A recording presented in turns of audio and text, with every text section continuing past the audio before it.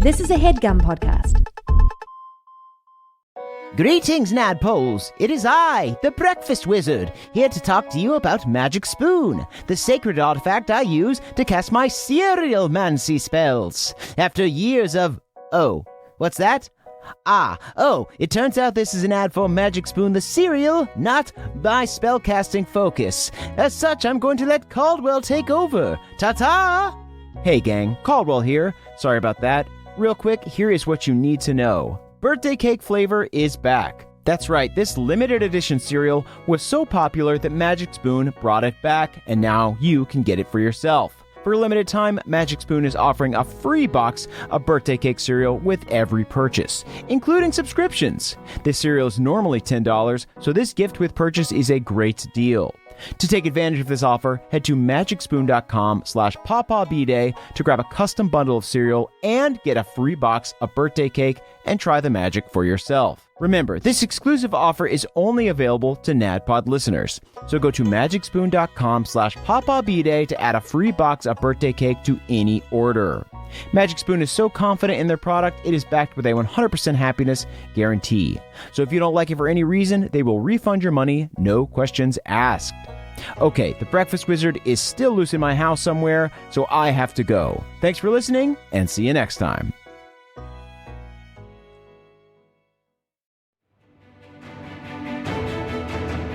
Welcome to the campaign after the campaign. This is not another D&D podcast.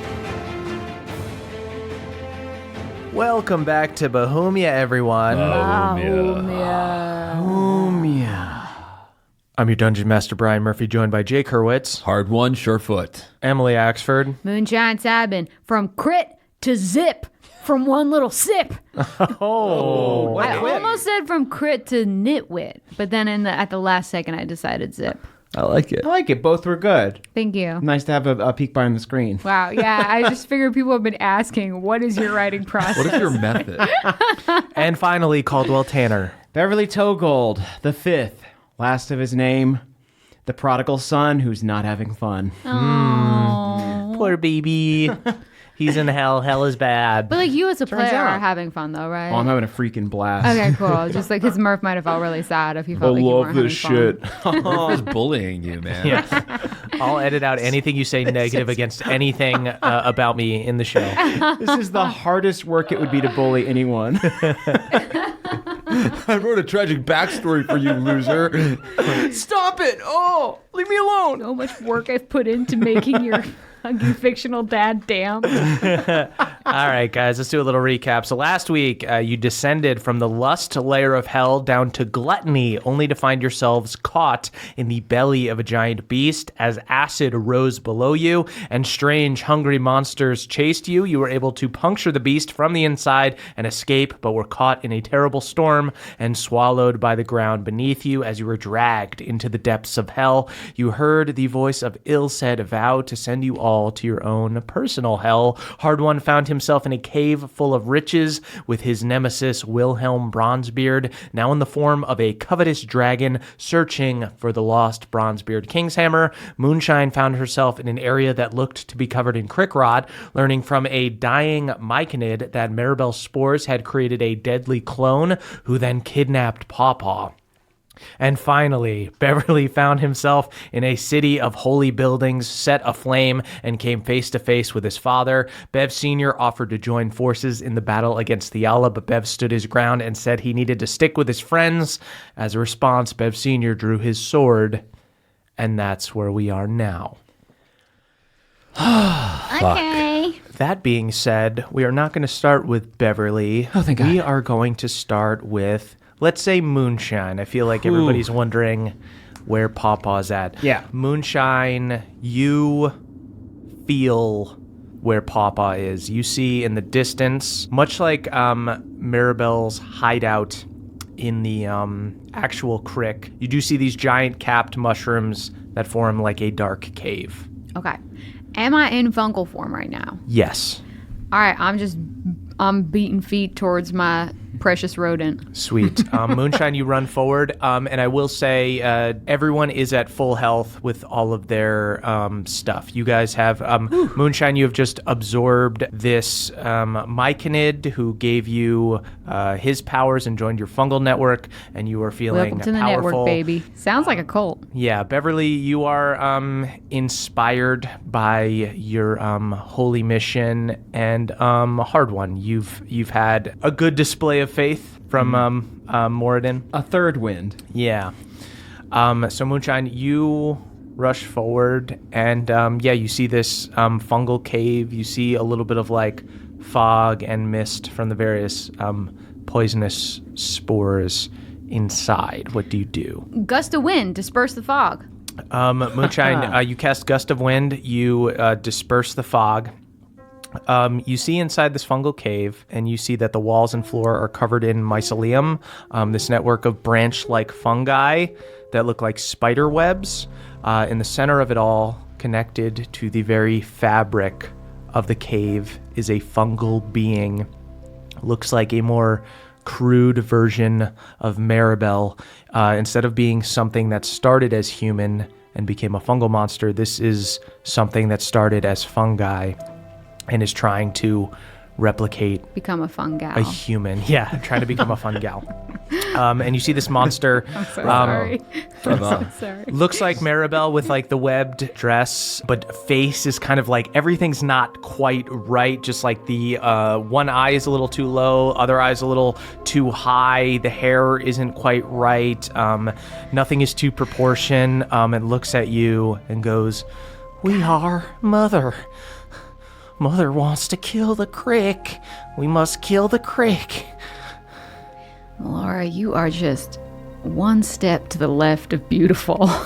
Let's have this out. Because you know what? My name is Moonshine Sabin, and I'm here to fucking protect the crick. On every single fucking plane. You hear, "Meow, meow." Papa cheers you on, and you see him at the back of the cave, like a fly caught in a spider's nest. Papa caught in this fungal network up against the wall. This is so brutal. And then we're going to cut over to Hard One. Baby, I'm getting you out of that web. Okay, we're going to turn that web into a tutu, and you're going to dance your way out of here.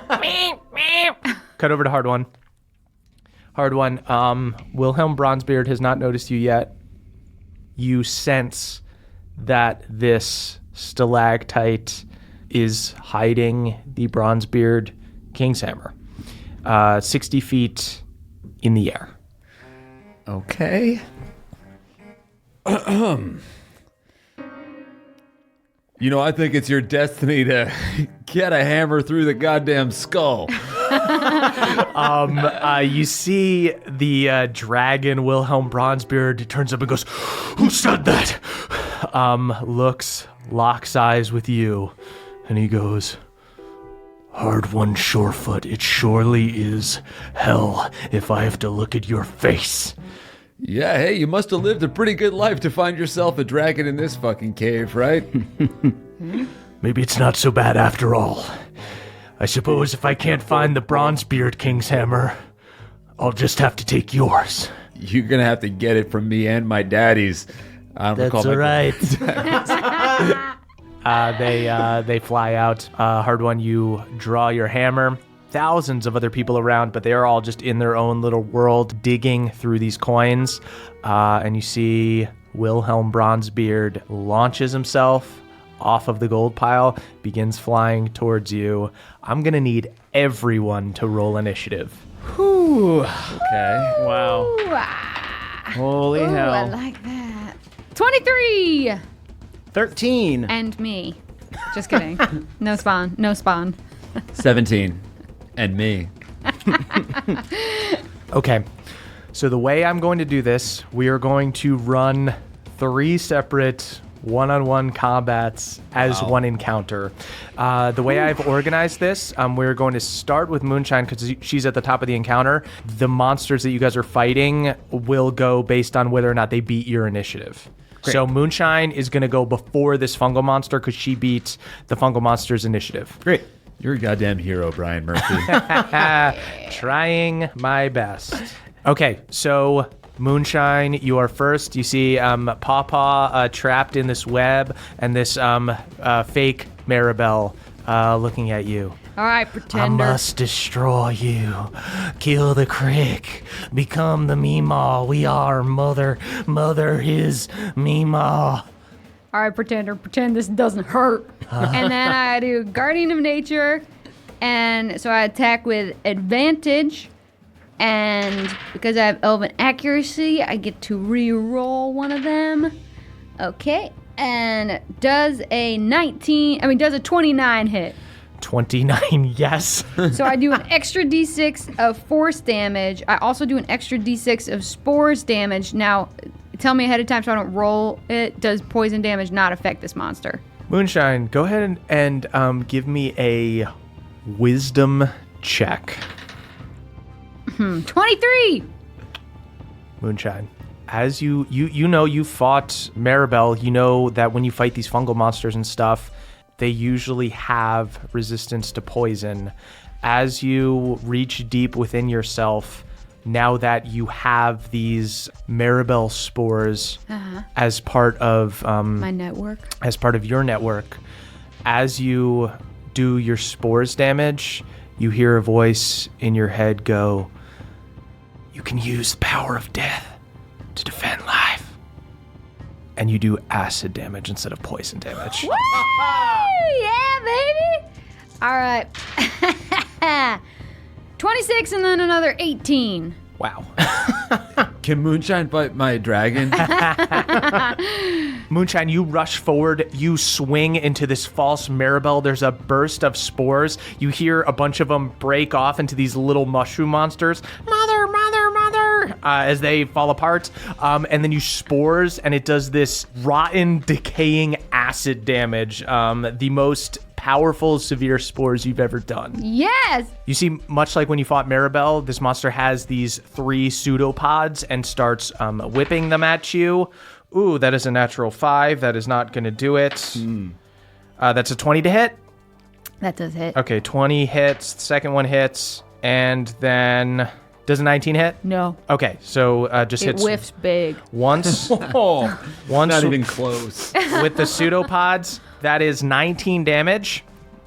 And then you see this fungal monster opens her mouth and goes, "Spores you just like mother, just like mother," and vomits out this poison damage at you. Go ahead and give me a dexterity saving throw.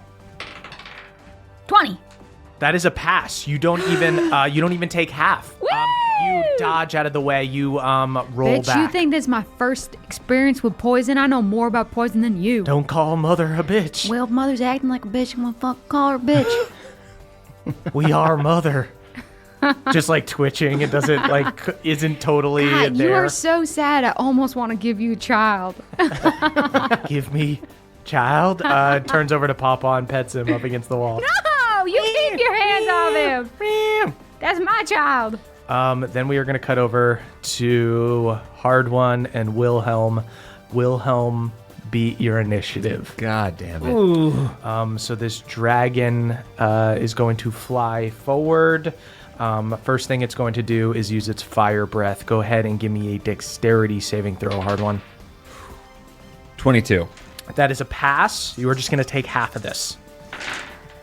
59 damage, halved. Good lord. So that's just going to be 29. Okay. Then that is your turn. I guess I'm in heaven after all. I get to kill you and get a king's hammer. Hey, not so fast. Daddies, let's get this guy. Does a 19 hit him? 19 does hit him. And as you run up through the fire, dodging to the side, run up with your hammer, the dwarven daddies are going to take cracks at him, so he's going to roll a save. 13, so it's a fail. Go ahead and roll your 3d8s. Don't worry, Bronzebeard. You're still in hell. They're going to do 10 damage. Nice. Fuck you, Bronzebeard. You're not even a real king, man. What's impossible? They're kind of right, man.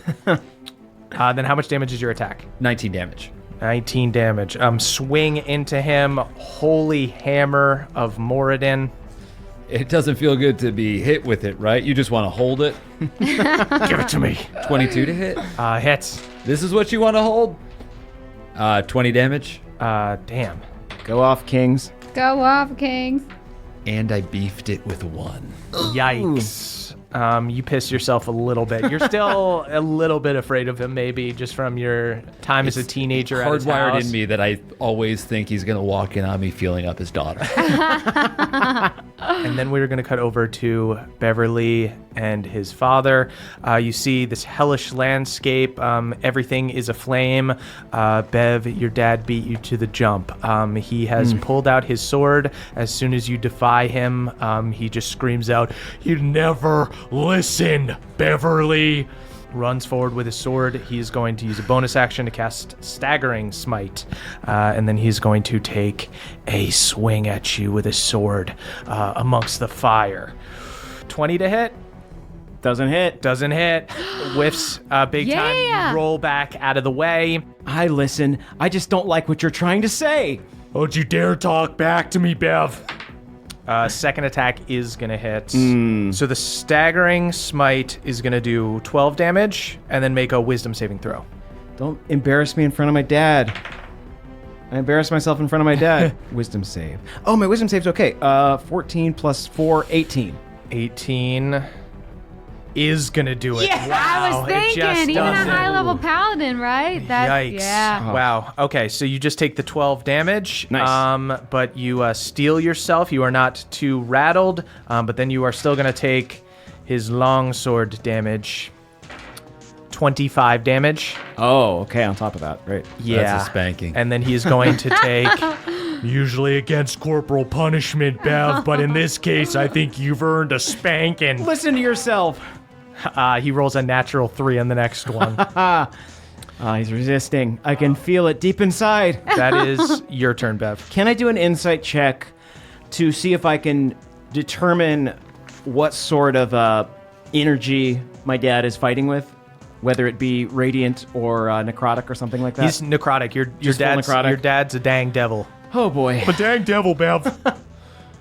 Just don't say it like I'm that. a dang devil. Oh, well, that's worse. I'm That's a even devil, worse. and I'm okay with it. You're not. I don't really have emotions anymore, Bev. I'm okay with everything. You know, Dad, despite it all, it's really nice to roughhouse with you again. Shut up. Ah! I'm not enjoying it. Not even enjoying a roughhouse? Who are you? What have you done with my dad?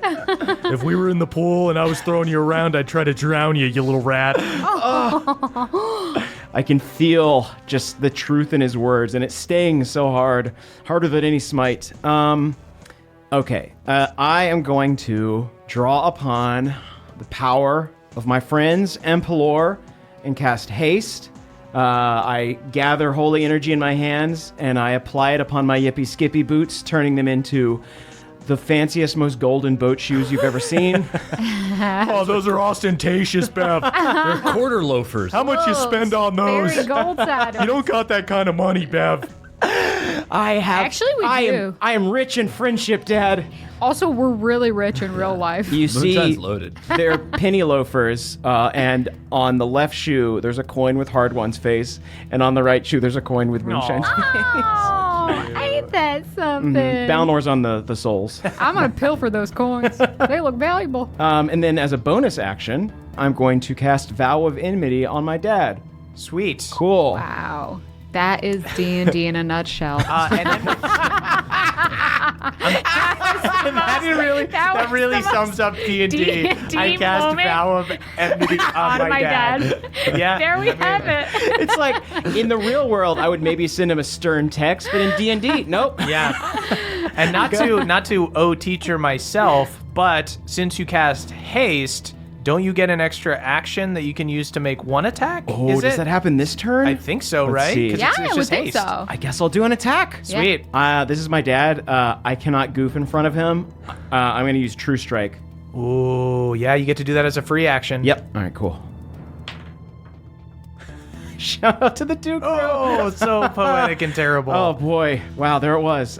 beef it, Bev. I'm not gonna beef it. Just like you did at I think T-ball. I feel good. This is gonna. Sometimes you are a little overbearing, and that causes me to beef it. I get in my own head. No! Wait! Oh! Wait! Yes! Did you get a nat 1, which is a nat 20? Wait, I knew it! Holy I was like, this is gonna be a 20. I just know it is. So you crit because of the blessing, because of the cursed blessing. Because of the cursed juice. You did drugs at a casino in hell. I drank some weird booze, and now I'm gonna beat you up, Dad. This is who I am now. Jesus, so you crit. I crit. What kind of smite would you like to do? I'm gonna do a divine smite, like I do. I'm not gonna do a 4th level because I want to hold that for something. I'm gonna do a 3rd level smite. 73 damage. Holy shit. Daddy. Your dad rushes forward, takes a couple swings at you. You dodge one. You get hit with a staggering smite. You resist. Your equilibrium's thrown off for a second, but you steel yourself. Sword comes up as you block his next strike. You cast haste on yourself. You speed up. You parry, and you stab into him. Explosion of holy energy as he staggers back. I'm sorry. Are you though? That was pretty badass. You stabbed your dad. I'm sorry, Dad. This hurts me more than it hurts you. I don't know. That hurt a lot. Did look pretty bad. I'm sorry, Papa. That is back up to Moonshine. I'm going to try my feat, which is that if I do -5 to an attack, I get +10 damage. Shit. And Okay. since I'm rolling with advantage, getting elven accuracy, it's the best chance I can All right, get. go for it. Does a 24 hit? It does. That evil cackle. That evil Axford cackle. Cackling more than Maribel. 42 damage! Jesus. And then I spores him for another 18. Oh my god! Woo! I'm a great weapon fighter, baby! A bunch more of these spores explode off of this pretender Maribel. Mother will get you. We will get you. We are Mother. Swings pseudopods at you. First one, natural 4. That's a big miss. That is a crit on the second one. And that is a 25 on the last one, so that is 2 hits. Bring it on, come on. Try and get what I got on you, huh? Based on your first round, I don't think you can. I shouldn't talk like this. 37 on the crit, 20 on the regular attack, and then go ahead and do a dexterity saving throw as she tries to vomit spores at you. 9. That is a fail. You take 20 poison damage. Okay. That is Wilhelm Bronzebeard's turn. We are back in the... you guys, by the way, are all in different layers of hell. We are back in greed. Okay.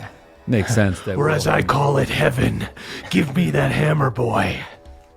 You're going to have to come and take it, you ugly dragon. He is going to try to take it from you. Hey, I was joking. Go ahead and do an opposed strength check. I am going to use a luck point. Okay. 20, not nat. 20 wins. You're able to yank it back. I'm going to say that was his bite attack. He's going to take 2 claw attacks at you. Give it to me. That's my hammer. Should be mine. You know, you're desperate. It's very unappealing. That's 21 to hit. That just hits. 21 to hit and a 30 to hit. So Those 2 both hit. Claw attacks hits. 29 damage total. Okay. I'm going to tie my hair up in a hellish hair bun and give him some hellish rebuke there. He's immune to fire. Okay. I love it, boy. Well, I am going to leave my hair up in the bun because the top knot looks awesome. This smells That's a little... dwarven top knot. Take it down. I'm more of a dwarf than you fucking dragon. You see, he looks super offended by that. What? Is he a dwarf-sized dragon? No, he's a big old dragon. Bronzebeard is one of the kings in my hammer, right? Yeah. Cool. Hey, what do you think of your loser ancestor here? Yeah, you stupid dragon. Whoa, how dare you? How dare you turn my family against me? Grandmother, man. Your family? You killed your fucking daughter. I didn't kill. I just hired someone. I was doing it for the good of my name. I'm gonna hit him right in the mouth with the hammer. Sweet. 29 hit. 29 hits. 20 damage. Sweet. I'll keep it going. 28 to hit. 15 damage. Nice. Crit. 19, not a 20. 19. This is what I want to do forever. You're edging. Yeah, I really am. Walking that tightrope. 36 damage. And he passed his save, but you can still roll your 3d8s and he'll just take half. My dad's rolled pretty bad. That's only a 5 damage. 5 damage, so... But let's just say it all came from his great-great-great-great-great-grandfather. Yeah, just Bronzebeard runs forward. Stupid guy talking about who's a dwarf, who's not a dwarf, walking around, he's a freaking dragon. Stupid dragon. I just pounded on him with a hammer. Damn, cold damn. Brosby's pretty mad, huh? Hadn't invented insults yet. Wow, it's just going in on him. That is back over to Bev Sr. Okay. And Bev Jr. In Heresy. You see Bev Sr. looks at you and he goes, I guess I'll have to get a bit tricky to beat you, young pup. And he's going to use his phase step ability. You see he flies back into the broken window in the fiery chapel. You see he summons an orb of fire and chucks it at you. Go ahead and give me a dexterity saving throw. Oh, I was hoping it would be that because I can use my elven shield to add +3. Oh, yeah. Cool. Also, I get advantage on dexterity saving throws with haste. So let me roll that again because that was a 5. 15. That is not going to do it. So you, although half of it is fire damage, half of it is necrotic damage. Ooh. So you take 16 fire damage, that's already halved, and 35 necrotic damage. So you take 51 damage total. Wow. And go ahead and give me a concentration check. Oh. Shout out to the 2 crew. Jesus. Fireball explodes, breaks your concentration. You no longer have haste. You see your dad disappears into this fiery chapel. You're finally learning how to goof. That is your turn. Okay. I guess I'll run into the building. Okay. Actually, I want to kind of like slowly walk in, kind of taking in my surroundings, making sure he's not going to jump me. Sweet. You as you enter, you recognize this as being the exact chapel that you went to growing up, but it is just on fire and destroyed. You see the statue of Pelor holding the beach ball. His head has been removed. You see all of the moss and the like flower beds down the aisle is all burnt and singed, and there's just smoke and fire everywhere. Go ahead and give me a perception check to try to find your dad. Here we go. 18? 18, you are able to locate him because of your sense evil, but he's like kind of hiding in this like black smoke. I think he probably knows that I know where he is, or at least like he knows what my abilities are. So I just kind of like start walking towards him and I say, it doesn't have to be like this, Dad. Just resist what's calling to you, and then together we can take down Theala. It's just not the order you want, but we can still achieve so much. It doesn't have to be like this. Especially here of all places. This is where the sweet salt water of Pelor baptized me, Dad. Come on. You see he steps forward out of the smoke. You recognize like a look of concern on his face, and then he just looks up at you and he goes, I don't remember that at all. The tears that roll down my face double as a touch hand spell as I try to hold it together. So I'm going to use this turn to just heal myself back up. Okay, great. That is back up to Moonshine. I think I'm just banging again. Okay. Clang and bang. 26 hit. 26 does hit. 32. Spores are for 18, and then I'm gonna bonus action healing word myself at a 5th level. Wow. Oh. Then that is the Pretender's turn. Come on, bring it on, come on. You know, Maribel couldn't kill me either. Mother can kill anyone. Mother kills you wanna have every anything- crick elf. Honestly, right now you're trying to be her. If you really want to be her, you would also fall to my sword. You hear a voice in your head go, now, you're my niece, so I'm gonna try to... Are you here? You have my spores in you. Oh my god, I'm so sorry. Yeah, I was you were just kinda- I was using your name. Is this how you as talk some about sort of me when tragic I'm not topic. around? I'm sorry. Honestly, this creature I'm fighting, I do not believe is the most intelligent, so I do not feel as though I'm Just trying to besmirching goad your name. them. I'm trying to goad them, trying to get them to an emotional space. It's sort of a battle tactic. I'm sure you're familiar. Anyways, I promise, when I get home, I'm going to write, Maribel goes, spores. 1, 2, 3, 4. Yeah, You hear her glaring at you. I'll do right by you. Takes first pseudopod attack. That is only an 18. Misses. Next one is going to hit. That's a 22. And the last one misses. Stop laughing. That is 20 Wow, I'm damage. having fun. And 20 And then damage? go ahead and give me a dexterity saving throw as once again she tries to vomit on you. Mother vomits. Fail. 32 damage. Motherfucker, now I don't get to do anything fun on my next turn. Oh. That is back to Greed, Wilhelm, and Hard One. Wilhelm is going to roll to see if he gets his fire breath back, and he does, but he's going to hold off for now. He is going to, once again, try to grab your hammer. Go ahead and give Leave me it alone, Wilhelm. an opposed strength check. 17. This is a 23 for Wilhelm. Hard One, as you go to swing into him one of the times, he launches forward, bites down on your wrist. You lose your grip, and the hammer falls down. He uses one of his claws to grab it. And you see as his claws go over it, it like sinks into some of the coins and is like covered by one of his claws. And then he's going to use the other claw to attack you. That is a 4. You dodge out of the way. You do a handspring, a back handspring. I sure do.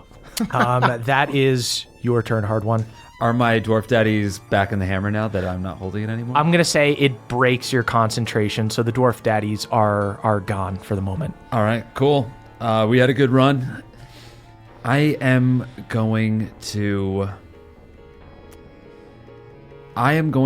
throw my javelin at the stalactite that has the other king's hammer in it. Fucking hell yeah. Go ahead and make an attack roll. I'm going to use a luck point. Okay. Does an 18 hit the stalactite? It does. I'm going to call lightning on that. Yeah, it's a good idea. On It's that. like it's a big sturdy rock. Like exploding it with some kind of magic is much better than just throwing, Ugh, Okay, I'm going to try to explode it with a bunch of stuff. this is some Thor shit. It's so good. 27 damage. Hard One. You throw your javelin. It hits the stalactite. There's an instant crack in the stone, and it begins to shift. And then there's an explosion of lightning as a king's hammer, identical to your own, except glowing orange instead of blue, begins falling from the ceiling, and Wilhelm looks up at it. How did you know that was there? How long you been looking for this thing? I found it in like 3 seconds. Flies down. You can make an athletics check to grab it. That's exactly what I'm trying to do. I'm going to use my final luck point to undo that nat 1. Whoa. Dude. 20 not nat. 20 not nat. You catch it in the air. You've only used one attack. You can do 2 more with the hammer. Fuck yeah. Were you looking for this? Let go of that. That's mine. 23 to hit. I assume it does the same kind of damage. Yes, that hits. Yes, it does. It will do a D6 of fire damage and a D10. He's usually immune to fire damage, but from the hammer, it bypasses his resistances. Cool. So that's 19 damage on the first, or on the first attack, but my second overall. And then does an 18 does not hit him. An 18 does not hit him, no. I'm going to use my action surge and keep on hitting him with his own hammer. Sweet. 17 doesn't hit. Neither does a 16. Ooh, but a 28 will. Super does. 22 damage. Wilhelm is starting to look messed up, and he is frazzled. I should be rejecting you outright. You're not a real dwarf. Basically, like, I have 2 hammers, man. And I have one of your hammers. I have the other hammer. You see, as he goes to like lift it up with his claw, the hammer is like a magnet drawn to you, and he's having to like hold it down. It's like it is rejecting him. The Coldane hammer. So sorry to see that. What? No, it's not. I'm just holding it like this is how I hold hammers. Really? There's nothing weird about Against this. the floor? I'm not being weird. It's going well. Anytime you have to say I'm not being weird. Having a normal one. That is back up to Bev and Bev Senior. Bev Senior is once again going to cast Staggering Smite and rush forward at you. Takes his first Bring it. attack. That is only a 16 to hit. Misses. You block with your sword. Second attack is a 27. That is That going does to hit. And his last attack is going to miss. So just Okay. the one. I am going to need you to make a wisdom saving throw for Okay. Staggering Smite. Come on. Don't disappoint your dad. Oh, I'm going to re-roll that one. Yikes. That's a lucky little halfling. You've taught me well, Father. 11 plus 4, 15. Okay, so that is a fail. You have disadvantage on attack rolls and ability checks and can't take reactions until the end of your next turn. Wow. Question. Yes. If I have Vow of Enmity, does that cancel out the disadvantage? Yes, so you will just will have advantage. Okay. And then you are going to take 13 damage from the Staggering Smite and then another 27 damage of just necrotic and longsword damage. Okay. And then that is your turn again. All right. So we're in this chapel. Yep. I kind of like gesture around. It's like, you don't remember any of this? I used to fall asleep in the pew over there. I would draw in the hymnal book. You have to remember. Bev, did you pay attention in any of your classes in anything? I am an anti-paladin. I am a devil, Beverly. While he's talking, I attack him. The first thing I read in the book was the chapter about this. Yeah. I flipped right to it. Right. Is there anything I would know about my dad and his condition and just what's happening right now that would help me here? Your dad, much like Maribel, your dad is not your dad anymore. Your dad, he retains the parts of his personality that are the worst things about him. Mm-hmm. And then other than that, he's just a devil that serves Ilsed. But does he still have a soul? No. Ilsed has his soul. Yep. Okay. All right. I guess I attack. Cool. I guess I'll kill my dad. It's real nice to be over fucking here asshole. in the cave with an unambiguous fight. I'll tell you that right now. Does a 20 hit? 20 does hit. Whew. Actually, right. you know what? He's going to use his reaction and parry at 6 days AC. He moves out of the way. Fudge you, Dad. What? Did you just say the F word, Bev? No, I said You're fudge. grounded. I said Fudge is the F word. You're not even allowed to say fudge. What? I can't say fudge? No, you can't say I fudge. can't freaking say You fudge? can say fudge when you're 18. This is bull honk. He remembers the arguments that you've had. He doesn't remember any of the good stuff. I remember telling you can't even say dang until you're 18. Oh, that's ringing way too true. I'll go ahead and attack again. Yeah. Okay. 25. That is going to hit. And is he going to parry or am I good? He can't parry again. That's a reaction. All right. I'm going to use a branding smite and a divine smite. I'm going to do that Damn. double smite, little smite sandwich if you don't mind. One of those late night dad sandwiches, but made of radiant energy. You dare use the power of the dads against me. I've taught well. I've encountered many fathers on this journey in my quest to save your life. That's going to be 55 damage to me, Papa. Okay. Explosion of holy energy. He doesn't like that one bit. There's a faint glimmer of Pelor shoving a sandwich into his mouth. That is back up to you, Moonshine. Do I got a sense if if fungus counts as a plant? Yeah, I would say so. Don't at me. Okay. Then I think instead of doing the smart thing, Okay. I'm gonna go big. Okay. I love it. Today, this is the episode to go big. Well, it might be my death. Okay. I'm going to cast Blight at a 6th level. Okay. Which, if you target a plant creature or a magical plant, it makes the saving throw with disadvantage, and the spell deals maximum damage to it. So that would be 80 damage if it fails. Moonshine, finish her. Mother, come here. Say, you my child, you want me to kill you, you want to be infected with Crick Rod. Yeah, I want to suckle from the teat of Mother Maribel. And then I mime like I'm going to suckle at her teat, but really I just suck all of the moisture from it until it is dehydrated mushrooms, which I save to use in a chicken stock later.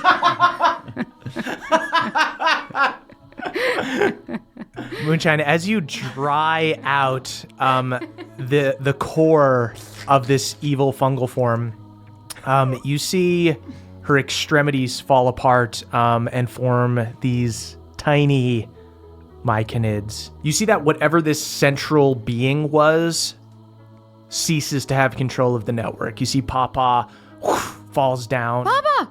You okay? Papa runs over, jumps Get up over to here, you. bring the web. I made big talk about how we're going to have you dance out of here on a tutu. Papa puts some of the mycelium around him and starts doing a little dance.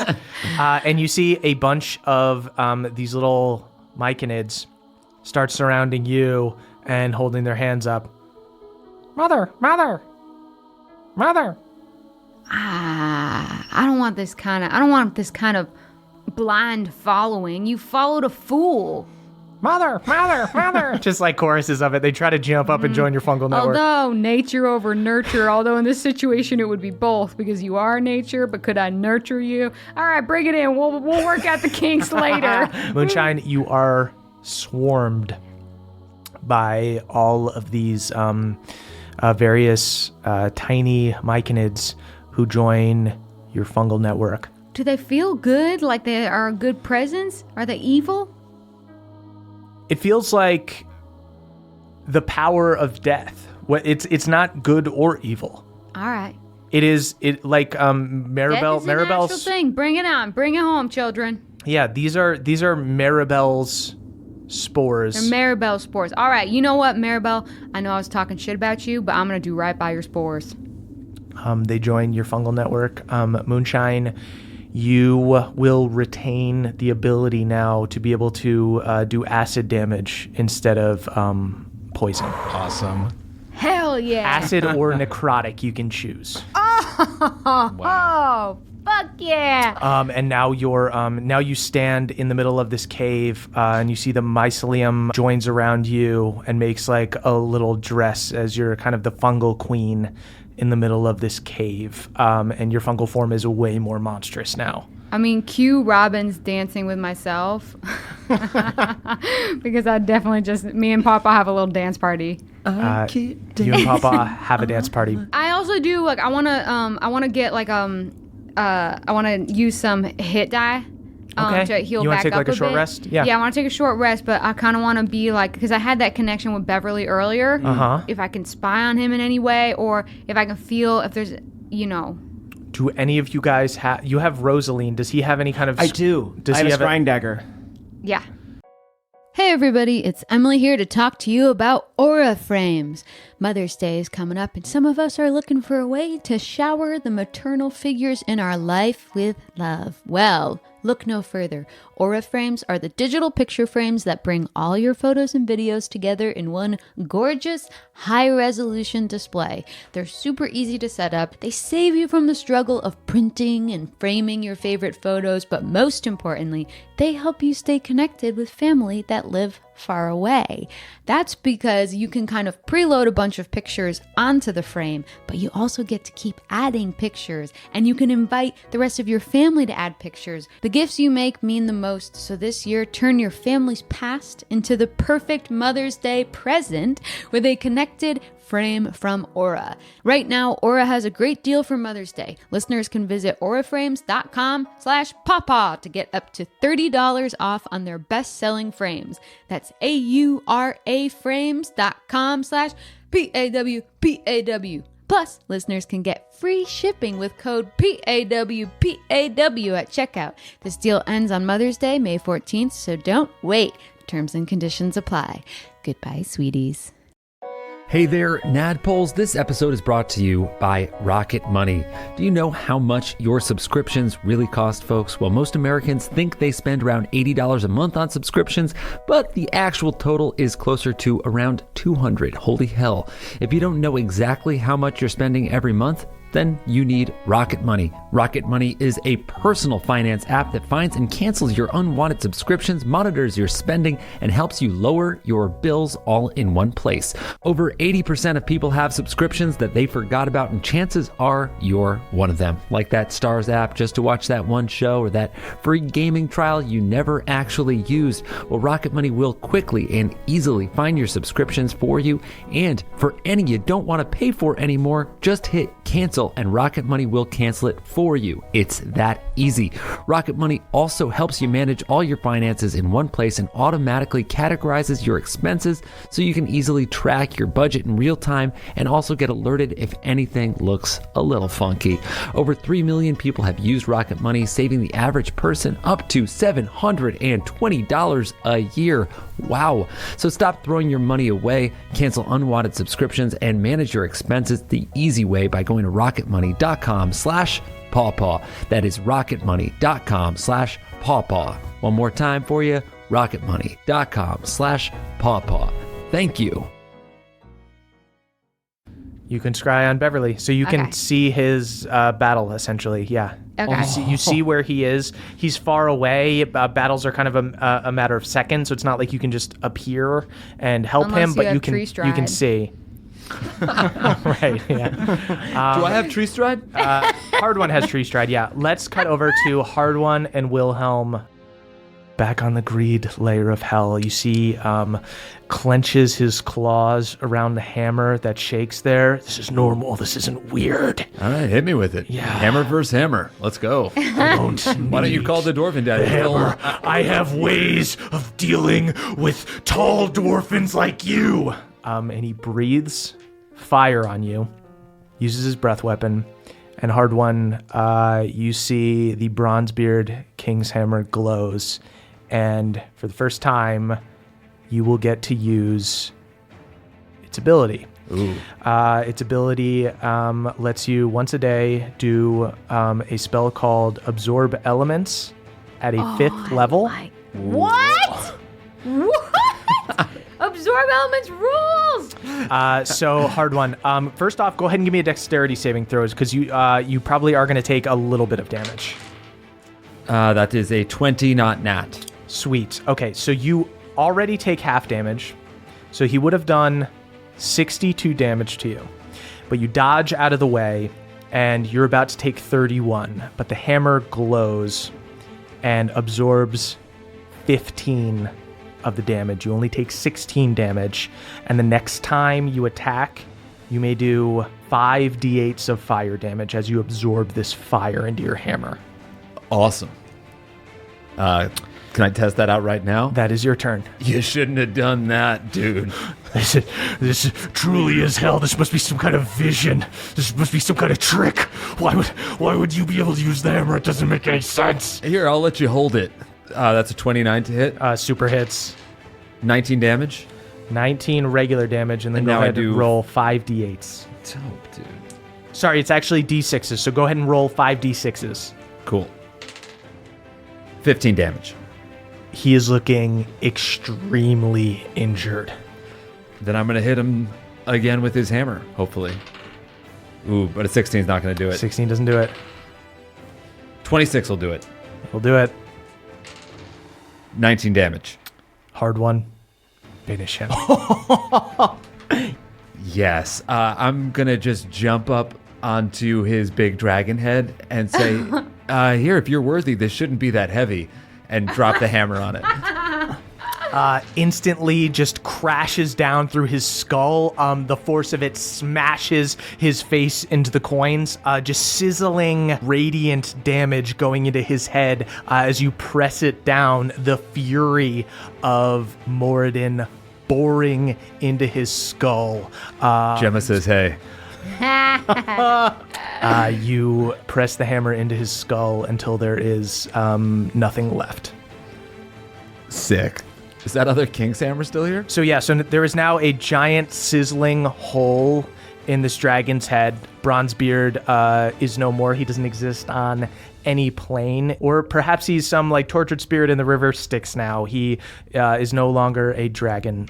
You go down to the claws of his corpse and you lift one of them up and you see that the Goldane hammer is still there.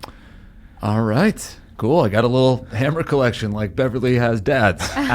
You pick up the Goldane hammer and you see Goldane reappears and he goes, got a little bit sweaty there for a second. Got kind of yanked out. Yeah. I thought you guys just wanted a steam or something. Oh, very good, man. Nice fist. Puts up a fist bump. I fist bump him. And he goes, it is up to you how you would use the hammers, but when Moradin bestowed them upon us, the first Dwarven kings, the hammers appeared as one great hammer.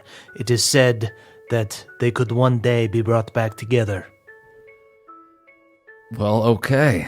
I guess I might as well just start a small collection. We'll see what happens if we can grab that third one. But two is better than one for now. So you take the Goldane King's hammer, and you feel like a magnet. They are like attracted to each other. I guess I'm going to smash them together like two cymbals. You smash them together. You see the Warhammer gets a little bigger, a little bit more intricate. It now has blue woven in with the red on the handle. You may now, you get your Dwarven daddies back on short rests. You can now also do the reaction absorb elements, and it becomes a +3 hammer. So you've got +3 to attack and +3 to damage. Yeah, This is a nice hammer. It's quite a wood block. Yeah, baby. Oh, I tested out on my wood block. Deep, sonorous sound. Obliterates the wood block. No! What? Yeah. But the family band. That had a lot of sentimental value. Then we cut over to Bev. Okay. I'm watching. Moonshine is watching. All eyes on me. Bev's dad, once again, going forward with the staggering smite. First attack misses. That's an 18 to hit. Next one is a 14 to hit. That misses. Next one is a critical hit. Oh. Go ahead and give me a wisdom saving throw. Okay. 17. That is a fail. You take 30 damage from the staggering smite. Oh, no. And then 55 damage. I'm down. Your father swings into you with this staggering smite. Critical hit right in the chest, right in the heart. Explosion of necrotic energy staggers you back. You feel yourself fading. And then your book begins to glow. And it feels like someone is using lay on hands on you. Like somebody is doing a healing touch on you. And as a paladin with your, familiarity with magic and with holy light and everything, you know what it feels like when moonshine heals you. You know what it feels like when you have a healing potion. This is the same lay on hands that your father would cast on you, like when you fell off a horse when you were first learning how to ride. This is the lay hands that was used on you when you broke your nose using sparring swords when you were first learning to fight as a green teen. This feels more like your father than this monster that is in front of you. You are healed back up for 70 HP. I knew you were still there. In one way or another, I knew. And I'm sorry for always falling. That's your turn. All right. I think I got to take the moonshine approach. I think I got to finish this quick.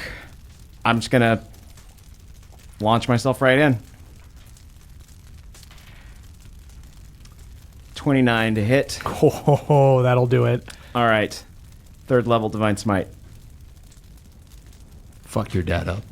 That's my final 3rd level, which means I cannot use Revivify if I were to need it, but I think we're in a good spot. That's 5 d8s because it's 3rd level, so 4 plus the extra d8. All right. 39 damage on the first attack. He is looking fucked up. He basically like thought he had the kill shot on you, sword in your chest. All of a sudden your book starts to glow, chest starts to heal up, sword juts back out, and you swing on him, burst of holy light. Don't ever say that I don't pay attention in class! All right, I'm going to attack again. Okay, 23 hits. 23, he is going to parry. Okay. And block it. All right, cool. So he blocks that one. Black and white sparks are just flashing everywhere as we light up this chapel. And in my turn, I'll go ahead and, as a bonus action, cast Shield of Faith on myself Oh, sweet. to give myself an extra 2 AC. Oh, that's good. Yeah. He is just going to swing down on you. That is a shout out to the 2 crew. Yeah. That is holy shit. Shout out to the 2 crew. Wow. Come on, stop goofing around, Bev Senior. The dice devil, dice Christ. He does hit on the last one. Okay. 25 damage. And that's it? That's just 25 straight up? That's it. All right. And then that is your turn, Beverly. So as my bonus action, I'm going to go ahead and use the amulet. So I just want to get that out of the way. Okay, sweet. Smart. Bev, tides of the battle have turned. Holy light of Pelor shines bright from your amulet. You are this glowing beacon of hope. You see some of the fires start to go out around the chapel. Do I see any of those like weird wingless angels around? Yeah. Can I like rally them to my cause? Go ahead and give me a persuasion check. What was the name of that box that you were talking about last episode? Oh, a kitten caboodle. I have a kitten caboodle full of feathers. I will give you beautiful rainbow wings. Come to me, my flock. 20, not nat. Jeez. Yeah, they give you, you see that there are 2 in here. One that was doing movements as if it was weeping. It was like curled in a ball. And it gets up and it rushes forward. And it starts wrestling with your dad, gives you the help action. It's going to give you advantage on your attack. Nice. Let's attack. Yeah, buddy. And I'll say there's another one doing that too. So you get advantage on both. The roughhousing with him. Yeah. Everybody knock it off. Stop roughhousing in church. He's ticklish under the knee. I'm not. The right knee. 21 to hit. He's going to parry that one. Okay. All right. Shout out to the 2 crew. Yikes. Roll with advantage. Roll with advantage. 21 again. That hits. Yeah. He can't parry twice. Train him with the parries. All right. Yeah, I got one more second level slot, I believe. So I'm going to use that. Second level smite. 30 damage. Beverly. Oh, no. Finish him.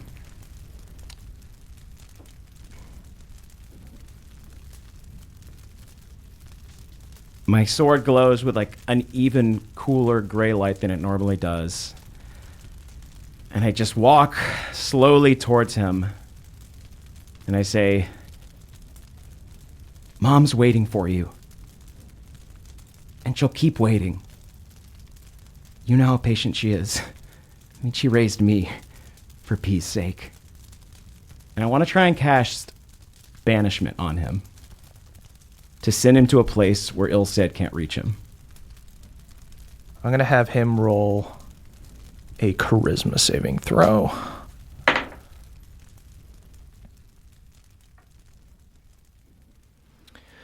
Bev. You hold your hand up. You cast banishment to cast your father out of the 9 hells. You see a streak of white light shoots from your palm, hits your father in the chest, and he jerks back like he's in pain at first, and then looks baffled for a second, looks at these strange angel monsters that he's fighting, looks at you, and you see he begins fading away. And he goes, Thanks, Bev. I knew I could make the deal because I knew you'd stop me.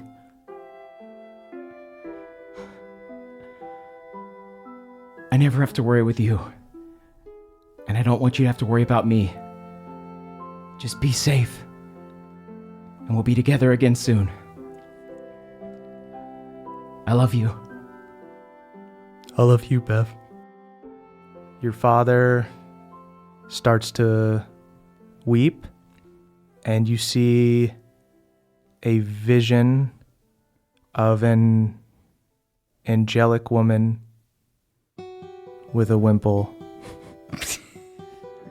take him into her arms. Is he going to Shadowfell? What? It's the Dusk Mother. The Dusk Mother. Yes. And you see your father disappears with her to a place where people can atone for their sins. I drop my sword, it clanks to the floor, and I hug the space where he was, and then I fall to my knees. You see the two angelic figures next to you put their hands on you and try to comfort you. It's actually, your hands are very dry. Just dryly. It's you really could use like a little lotion or something like that. I'm watching this all from the Sky Sword. I've got milk duds stuck in my teeth. This is a good one, huh?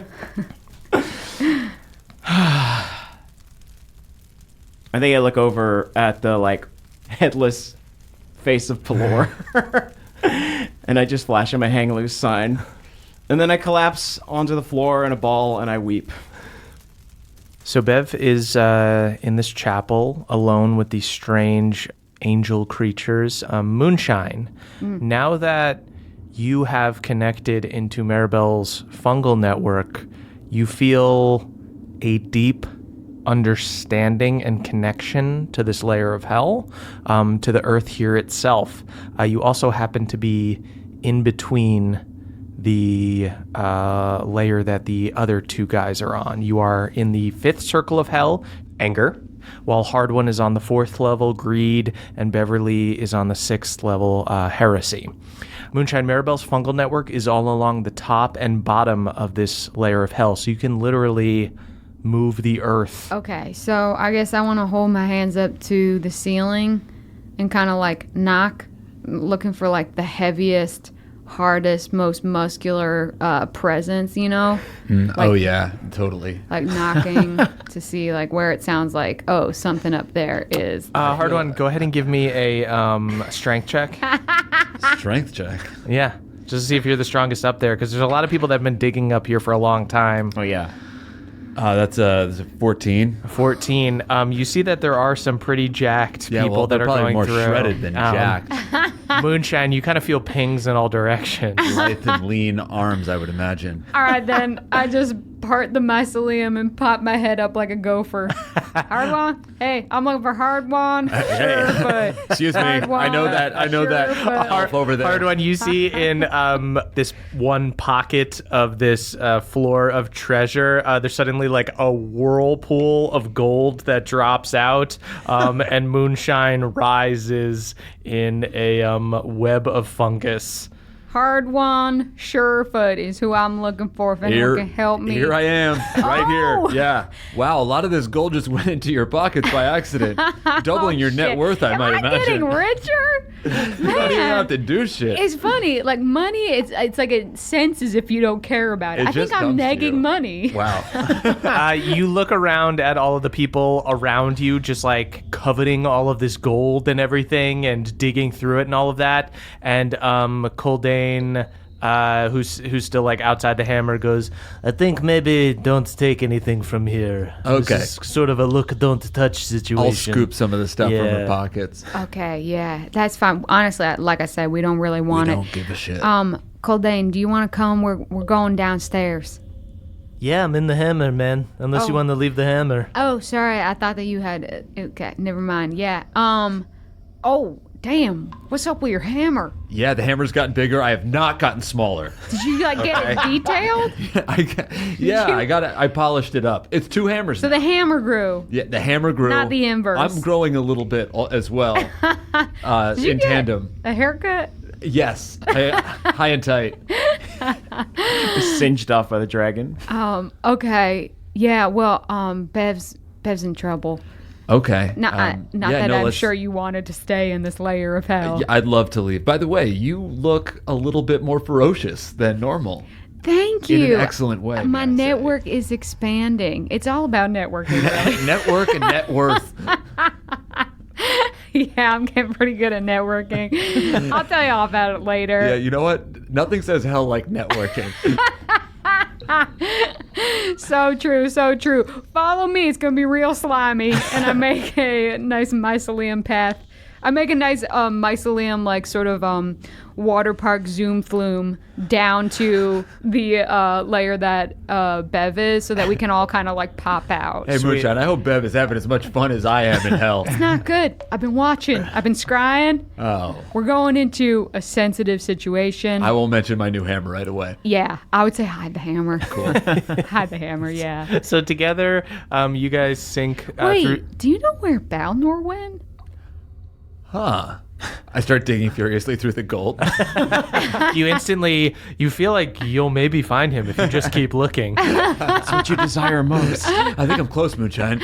Okay, I grab him. We zoom flume. So you resume the flume. Moonshine, you lead Hard One down from the 4th layer of hell down to the 5th layer and through the bottom of the 5th layer until you get down to the 6th layer of hell, where Beverly is. You see burning buildings all around you and a church of Pelor with the windows broken. You catch a glimpse of these strange angels on the inside. And Moonshine, you know from scrying that this is where Beverly is. Okay, everyone, I know that was fun, but we got to put on our serious faces. I'm Okay. trying to stop smiling. I know. Wow, that was fast. I cast to create water and food. So, okay, let's go in. I think I slowly approach the Church of Pelor, and I think I want to like maybe call, maybe just like look in the window. Because, if he needs privacy. I don't wanna... Beverly, what are you doing inside the chapel? I think I've gotten up off the floor at this point, and I am over by an open flame, and I am systematically taking all of the drafts of the letter that my dad wrote to me when I found his study in Galateron, and I'm putting them into the flame because I don't need them anymore. Mm-hmm. Okay, so we are... gonna wait for him to finish doing that.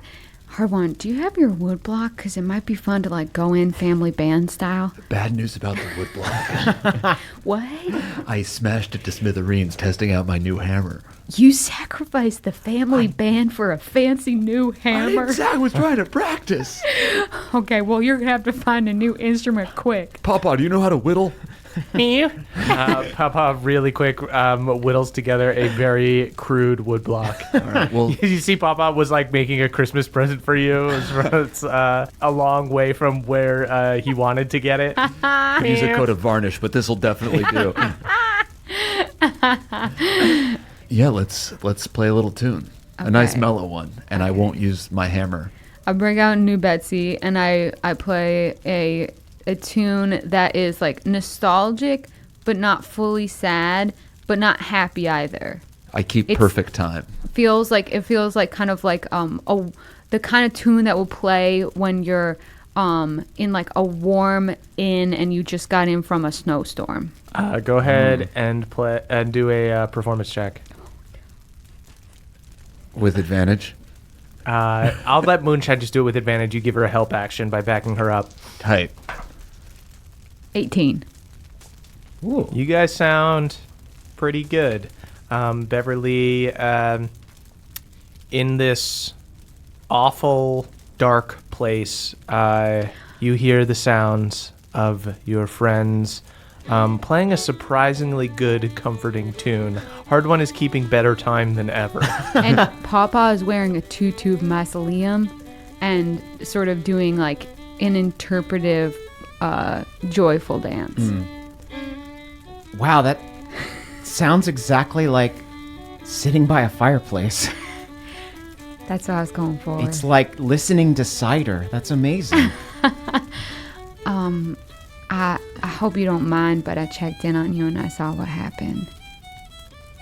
And No, I'm glad you were watching. I just know that in the coming days, you are going to second guess if you did the right thing every single day. And I want to be the first voice to tell you you did the right thing. I couldn't have done the right thing if it weren't for both of you.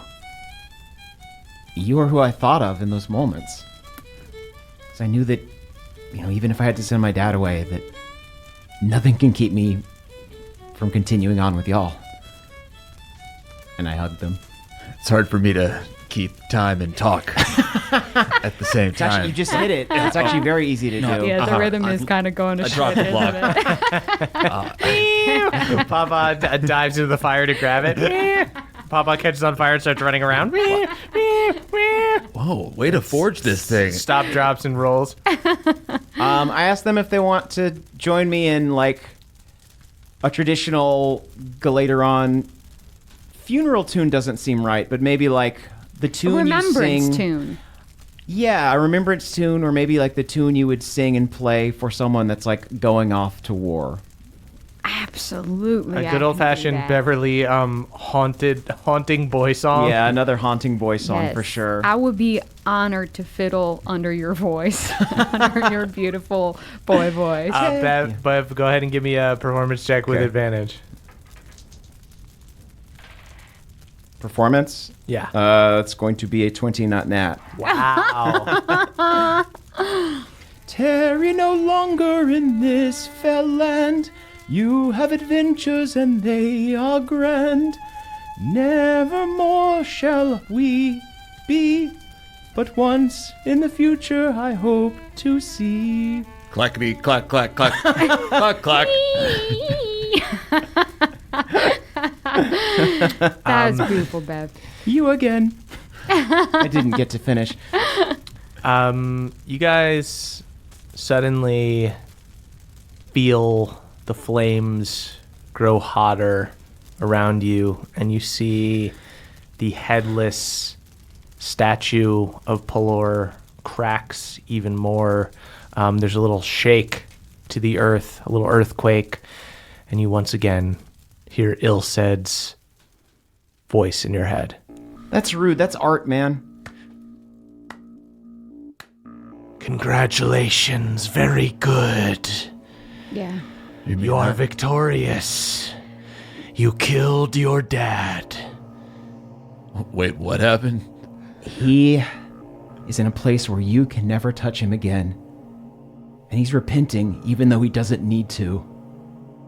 And I will see him again. And that is the hardest choice I've ever had to make. And when I get down to where you are, that's going to be the easiest decision. Yeah, I gotta be honest. All this talk about, oh, why would you fight me when you could be up fighting Theala? Don't you think that we're just fucking wetting our blade on you so that we can go defeat Theala? Your warm-ups. Yeah, you're just fucking making us stronger. Yeah, the only warm up that's going on here is just Hellfire. You see the flames get a little bit hotter. Yeah, and I fucking love it. It Do feels you? like a cozy Do you love inn this? It during gets like a little bit snowstorm. closer to you. You can tell he doesn't have full control over it. He's trying his hardest. I How's this? Are you burnt yet? I cast Sleet Storm outside, and then I'm like, baby, is Oh, this is perfect. You got a crawfish that I could roast on this thing? Bev starts doing absolutely- hot yoga. Shay style. Wow. Shit, Okay, touchy, everyone goofing around on the chat as usual, I see. I do want you to know something. Beverly Togold, you and I aren't so different. Because today, I too will kill a dad. Your friend, Where is he? Yeah, I know what you're fucking getting at. He is on the 7th layer of hell as we speak. A layer of violence. A playground for my experiments. Tell me, are you familiar with the god husks? Yeah, They smell great. they Look do. awesome. Love a husk musk. What of it? I don't think you're gonna like this musk very much. And that's where we'll end our session. No. Let it be known that we ended an episode on, I don't think you're gonna like this musk very much. That makes me want to see a compilation of all of the last line before, and that's where we'll end our episode. Yeah, that's one of the more serious episodes and one of the more stupid endings. Perfect counterbalance. Yeah, it's a lot. I feel like Husk is the new Wimple. Hashtag Husk is the new Yes. Wimple. Absolutely. Husk, Star Song, Wimple. This is the world we are building, and I want to live in it. Great. Thank you to everyone for listening. You can check us out on Patreon to listen to our short rest. That's at patreon.com/NADPOD, NADDPOD. Don't sing yet. Don't want to. We got some things to plug. Watch me and Emily's sketch show. It's called Hot Date. It's on Pop TV on Fridays, 10 and 10:30. You can also watch all of the episodes on the Pop Now app, so check that out. Caldwell, what do you got? Ooh, we got a P.O. box. It's at 1920 Hillhurst Avenue, number 222, Los Feliz, California, 90027. It is fit to burst right now. I haven't checked it in a while, but there's a lot of goodies there. I'm excited to share them with everyone. So yeah, keep sending us stuff, and we'll shout you out. Appreciate you. Oh, yeah. Jake, what do you got? Wait. JakesMomsCookies.com. Yeah. My mom's cookie delivery business. Whoa. I haven't had these cookies. You should. How do I get them? I'll bring a box next time I come out here. No, I want to do it the real way. JakesMomsCookies.com. All right. You can order them. She doing do it right now. gluten-free? Yes, she could definitely do gluten free. Whoa. Yeah, she can hook you up. What up? Guys, follow us on Twitter at CHMurph is me, at Caldy's Caldwell, at EXford is Emily, and at Jake Hurwitz is Jake. And you can tweet about the show using hashtag NADPOD. That's NADDPOD. We are the youth of the nation. We are youth of the nation.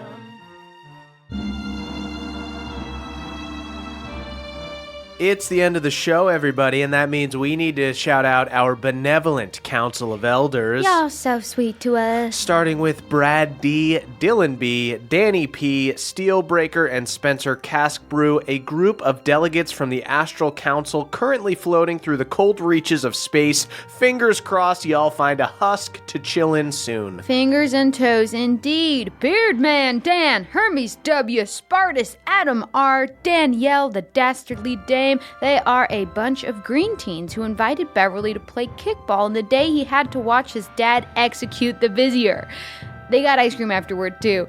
All in all, a pretty dope day. Haldor Frostback, Multifor, Jordan DJ, Jeffrey S., and Cutter W., 5 demon husks who were sent to capture Balnor, but ended up being transformed into angels after he offered them a sip of the heavenly nectar known as Bud Heavy.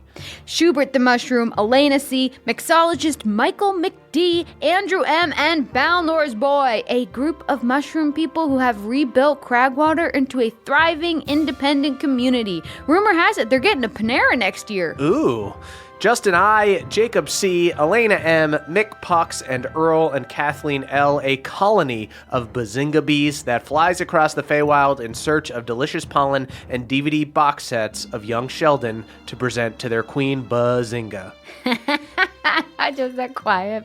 Bazinga. Daniel R, Destin C, Devin B, Jibe G, and Jostrich. 5 Esri chefs currently competing in the Great Bohemian Bake Off. This week they face their greatest challenge yet, recreating Martha Togold's famous sticky buns while also keeping Hard One from eating them before they cool. That's a tough one. Sergio, Salazar, Solomon, Zacharias de Sequani, Michael L, Sam H, Trele the Crayfay, and of course Aaron G. 5 Knights of Penance currently under Bev Sr.'s command in Shadowfell. Since he took over, goofing off and playing grab ass is at an all-time low, while Hustle has improved by nearly 300%. The Dusk Mother chose well. It's so weird to see grab ass written as one word. Grab ass. Alucard, Jory S, Baby Doc, Adam H, and Ryan, the Dusk Fathers. These deities dwell in the afterlife, taking repentant souls out to fast food, then making them promise not to tell the Dusk Mother. Ooh, then we got Big Buck, Richard Ex Machina, Cannibalistic Cthulhu, Sam L, and of course Troy McSee, the restaurateurs behind Jambalaya, Esri's hottest new crick-themed eatery. Yes, there's an umlaut over one of the A's, and yes, the gumbo is deconstructed, and yes, they have a crick water sommelier. You know, appropriative, but also sounds I kind of want to play out that. I kind of want to play out that scene. Yeah, I was gonna say, right? Dom R, Josh S, Blitzkrieg, Dimitri, and Caleb Storm, a cycling team who competes in the annual Tour de Corde. It's a grueling bike competition that goes over mountains, underwater, through every layer of hell, all the way to the astral plane, then uses a wish spell to go back in time and make you do it all over again. Brutal. Nicholas C, Mike H, Matthew E, Samuel B, and Tilford G, a network of spores with a really dysfunctional relationship. Like, yeah, they're a network and they'll always be a network, but do they have to spend every holiday together? Ugh, I mean, right? Gage M, Aaron C, Bohemia's fiercest L&D, TJM the Gnome Barbarian, and Trast the Traveler. They are a group of wizards who play a weekly game of pickup basketball. Not to be confused with the Washington Wizards, who also play basketball, but are not real wizards and are instead frauds and pretenders. Anime Intellect, Zolo Dolo, Larissa J, Dylan CM, the wannabe DM, and of course Kelvin Noodles, the friends of Bohemia. We don't check in with them ever, but they live in impossibly nice apartments in Esri across the hallway from each other and spend all day complaining about their careers and relationships at a local coffee house. Also, they're all automatons. Even more fun. Colton B, B-Money, J, Heartless Master, and CC Lulu, a group of druids who formed the movement called Rude Awakening, which opposes the use of the Awaken spell because of its humanoid-centric bias. I gotta tell you, Moonshine would fit right in with them. Yeah, I think so. Joshua C, Aiden R, Ellie K, Luke H, and Zach C, a crew of Ilsed's necromancer buddies at Gladeholm University who partied with him. They would summon skeletons to chug beers, then chug from the skeletons' rib cages. It was epic. Wow. Ilsed is a monster though, so come get your boy. Yeah. I'm Hopeless, Timmy R, Alex M, Aaron Sully, and Eric G, members of a pop band called Green Dream, made up of green teens. I'm Hopeless is the cute one, Timmy is the tough one, Alex is the shy one, Aaron is the star, and Eric is secretly an anti-paladin planning on betraying all of them. There always is one. Right? Lucas B, Ruben A, Jordan L, Laura S, and of course Jay Parker, a crew of stray tabaxi vigilantes who roam the streets of Outer Esri, catching rat folk criminals. Oh no, Emily has just invited them to live in our house. Now they're inviting more of their friends. There are 27 of them. This is too close to home.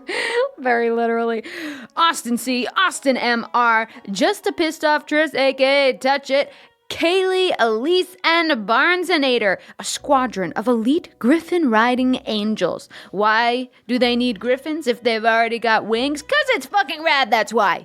Devin W, Shanoa B, Jared E, and Persephone, a crew of turtle folk detectives known for their slow, thorough investigation process. These turtle sleuths are finally about to crack the case of the missing green teens in Moonstone. Wow. Yeah. Can't wait to see what they found. Reese NS, Bellin the Bard, Jackie, Haley, and Eric and Andrea B, VIP members of Shay's Hot Yoga Gym. This is the most flexible crew in Moonstone, and they're so toned and desirable. They could have a pick of any of the village's eligible bachelors, which is mostly gruff fishermen. They should probably move. Stephen C., Diane W., Maxwell C., Mike K., and Michael M., the Knights of Pelor's God Guard. They all fly around on giant parakeets with a margarita in one hand and a ukulele in the other. They're here to bring justice, but they're chill about it. Omri M, Callum L, Charo Arcadius, Scott D, Nothor the Prodigy Ranger, a group of heroic gnomes who are still pulling tricks in Galateron. Their latest caper was straight up shitting in a giant vat of the Chosen's milk. Shane B., The Pinch, Dan, Richard C., and Karen T., a bunch of adorable dwarfins who were just adopted by Denny Pebblepot. Don't ever listen to your dad, kids. Curtis S, Michael C, BJL, Nikki W, and Andrew B. Pregnant elk moonshine's elkin litter. They're looking for their mother and are thankfully still being nourished by a river of milk she left in her wake. Disgusting. Christopher B., Pete C., Barris and Ken of the Wizard's Tower, Jonathan the Arcadian Gamesmith, and Nicholas P., a group of stray skeleton cats. Luckily, Erdan has a sense of hospitality and leaves food outside his door day and night, not unlike Emily Axford. You're my queen. I am getting called out today. Robert F, Kevin M, Jake L, and Doobie Ashtray, Balnor's drinking buddies. Some nights after work, Balnor meets this crew out at the bar to watch a game and unwind by drinking himself into a stupor on Bud Heavies. This is the crew that walks Balnor home. I am the Atlas, Ryan C., Andrea W., Esme M., and Robert Ulfgar's new team of therapists. Wow. He went to one session with a single doc, and they were like, no, these walls are too high, too thick. This requires a doc squad. Wow, a doc battering ram, really. Angel B, Raul N, Grace G, Jens Christian T, and Joe Mick G, artisanal jam purveyors and Nyak's greatest fear. Sure, their jelly is delicious, but in the wrong hands or under the wrong feet, it can be fatal. Oh! Thank you guys so much for listening. Thank you to our Council of Elders and all of our Patreon subscribers. We'll be back next week with another episode, but in the meantime, head on over to our Patreon to listen to our short rest. We'll catch you guys next time. Bye, sweeties. That was a HeadGum podcast.